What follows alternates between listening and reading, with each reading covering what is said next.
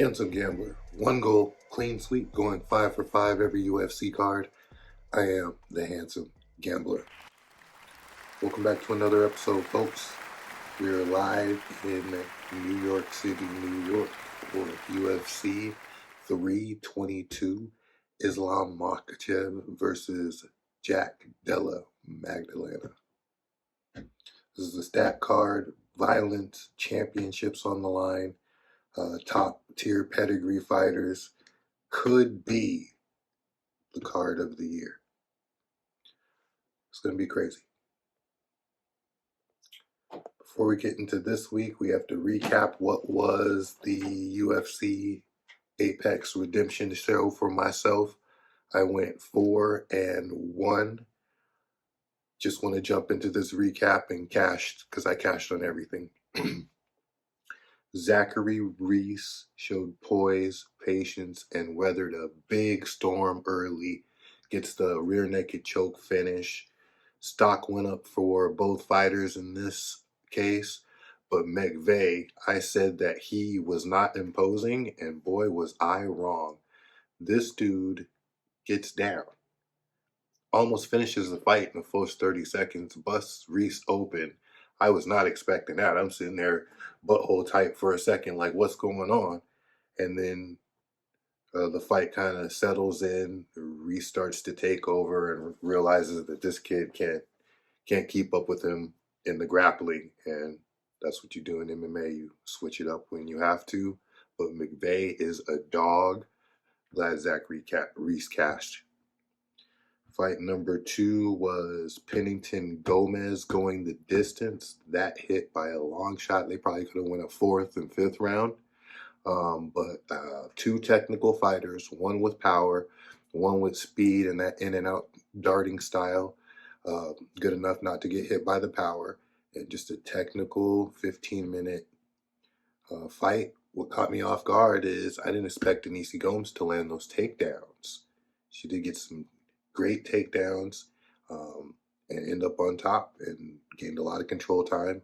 So she's definitely evolving her game and looking to be a complete martial artist. So give her a contender. Let's see what she got.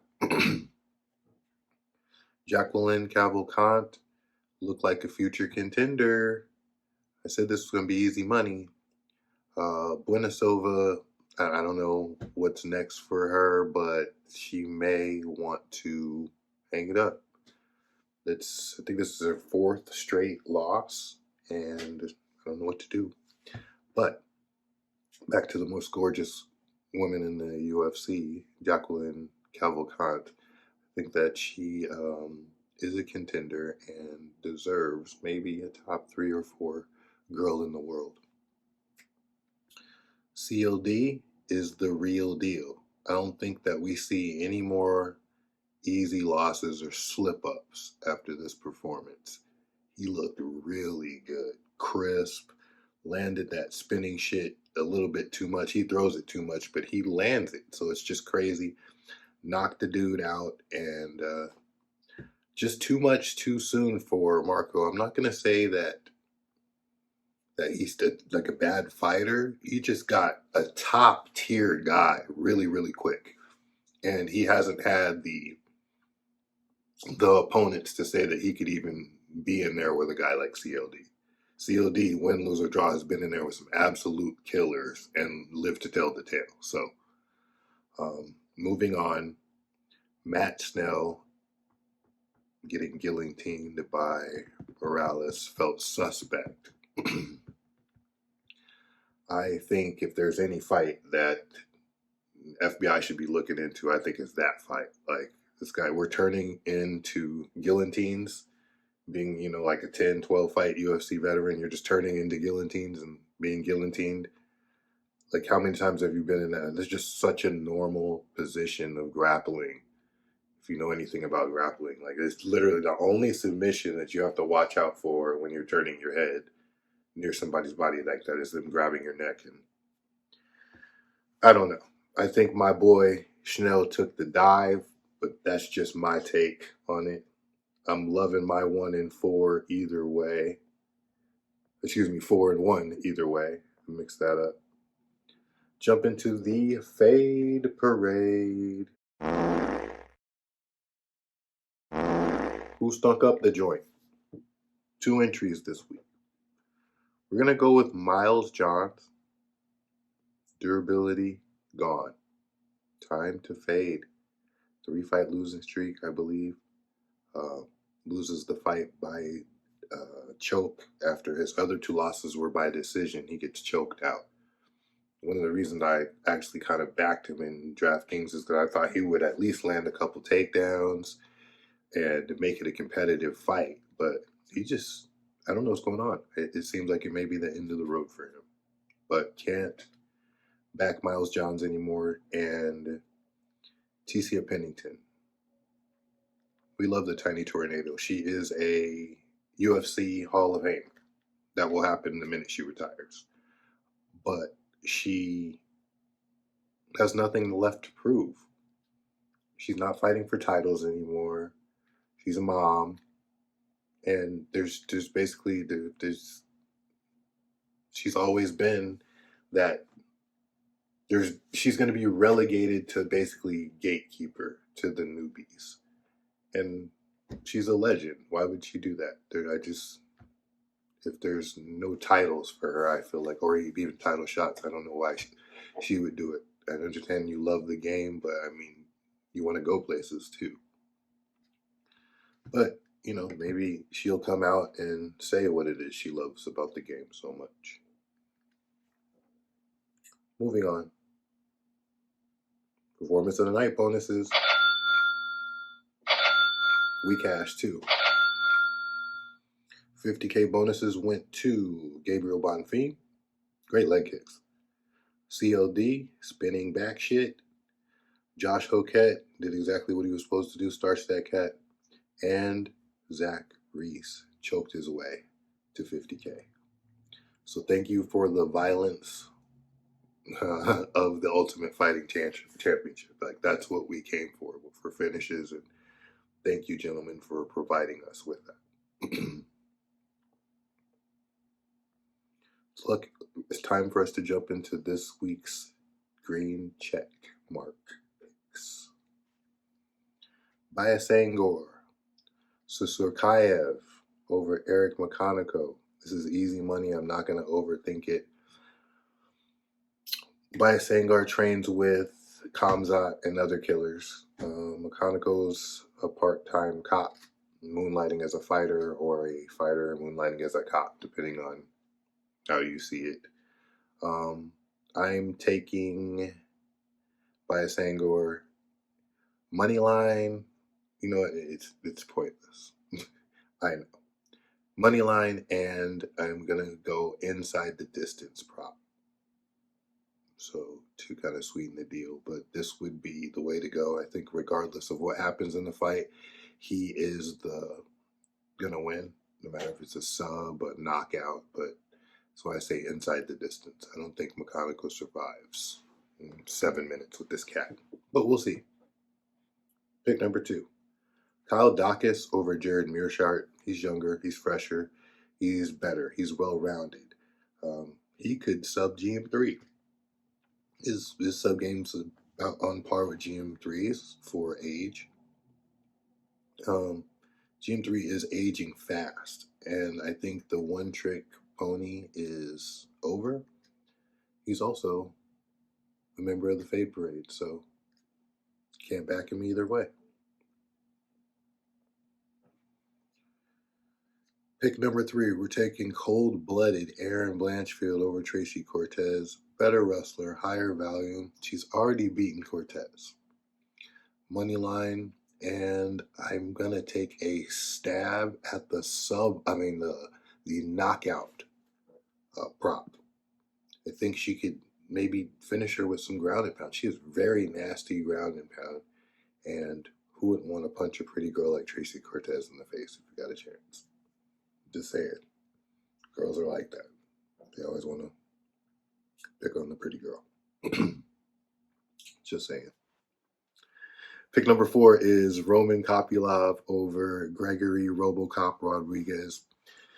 Roman's the cleaner striker. a higher IQ fighter. RoboCop does not wrestle. Even when he gets in trouble, I think it's amazing how like he has so many credentials in grappling and never uses it. But I think that's going to be to his detriment in this fight and get his ass knocked out. Taking Roman Kopylov over Gregory RoboCop Rodriguez. Inside the distance prop, I think is good. First round is a good bet finish. Second round's a good bet finish. And the third round is a great good bet finish. The third round actually may be the best pick. So, but I think that Roman eventually spins that jaw and he's done. Pick number 5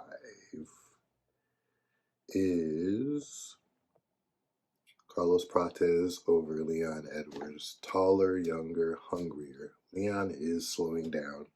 Prates brings chaos. And I think that he makes this look easy. He treats Leon like a stepping stone. Inside of 4 minutes, I see Leon finished. Moneyline props good. KO's props good. First round KO prop, I believe, is good. Unofficial main event lean, y'all. Let's make it happen.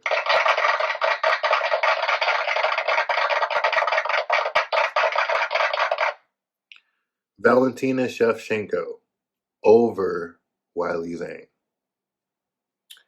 I think the slight weight on her frame slows her down just enough that Valentina can make this very competitive using her own boxing, the clinch, threatening takedowns, and cage pushing. I feel like the first 2.5, 3 rounds will go like that. And then once, it may be earlier, it depends on how Wiley adjusts to that. If she doesn't adjust quick, then I see that happening a couple rounds. But if she adjusts quick to that, then I feel like Valentina starts to take her down. And then that's what she's going to use, being the naturally bigger woman, to impose her will on the ground. I think she's going to kind of Mayweather Zhang. She's going to Mayweather Zhang. I'm bigger. I'm smarter. I've been doing this longer. She just kind of like the same way she beat the last girl. I forgot that last girl, but it was it was more like trickery and a complete game than it was Valentina just being the bullet. I mean, she's getting older. She has to find different ways to win. So I'm taking the bullet, Shevchenko, and still. And I'm taking Islam Makhachev over Jack Della. This gap in grappling cannot be caught up with, okay? You can survive, you can get back up, but at the end of the day, they're going to keep coming. They're going to keep Jason Voorheesing their way to takedowns and top control and grinding you. Khabib, Khamzat, Biasanger. Watch how Biasanger fights in the opener. This is just what they do, and you can only hope to survive. I want to see Jack rock him. Like, I think Makhachev's been too dominant, and I'd like to see him get rocked again. He's been knocked out before. It's been so long, but he's been knocked out before. I think he's too good at this point. Best damn recap in the business of the picks. Biasanger, full-time fighter, killer camp, fighting a part-time cop, easy money. Kyle Dawkins over GM3, bigger, badder, stronger, younger, wants it more. Just got back in the UFC. Has a brother that's a fighter also. Gets a one-trick pony.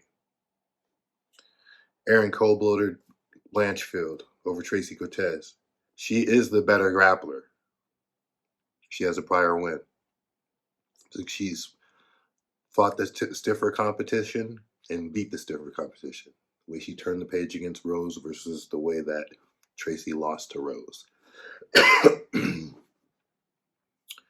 Roman Kopylov, Smarter striker against reckless RoboCop who does not grapple. Fight number 5, Carlos Prates over Leon. Easy work. He's out of there, son.